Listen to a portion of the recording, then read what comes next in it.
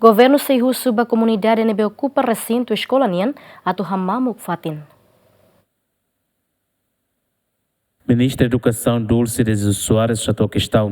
tama durante comunidade bara continua a ocupar recinto escola balo na capital dele. Governante teten governo se for notificação ba comunidade hirak atua ru prepara o sai russe recinto escola no bel ia ambiente nebe amigável no label interrompe processo de aprendizagem. Ba ocupante será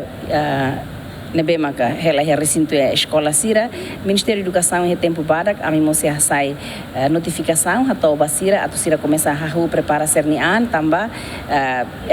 residência dos professores sai programa ida que sira que é orçamento do Ministério da Educação mas bem Ministério da Administração Estatal e a ona e estamos a cara recinto escolar né fatin nebe mak sai fatin amigável atau estudantes se berhala atividade estudo labelia comunidade hela heneba atau né processo de aprendizagem né labela interrompido tamba iha neba dela ruma hakiak fai, hakiak mano, ahi suar e depois iha barulho, toca música, então interrompe o processo de aprendizagem. E mais bem a minha recata iha presidente da autoridade municipal seremos agora halo serviço ona e também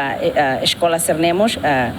por exemplo, o Serviço de Educação Municipal, né, a presidente da autoridade municipal, né, a tutela, a minha recata que município balo, se começa a morrer. Antes de mostrar representa o povo e o Parlamento Nacional questiona o assunto, né, no russo ocupante Sirabela coopera o governo, o Rissai Russifat refere, no estudante Sirabela e espaço no B seguro, atual atividade escola nian. O deputado Sira, comunidade Barak Maxei, ela e a recinto escola nian, no Liu e a capital dele, uma escola desde dezembro comoro dele, ensino básico Central Bidau, na Escola Técnica Vocacional Becora. Adriano Verdial, Marito da Costa, GMN.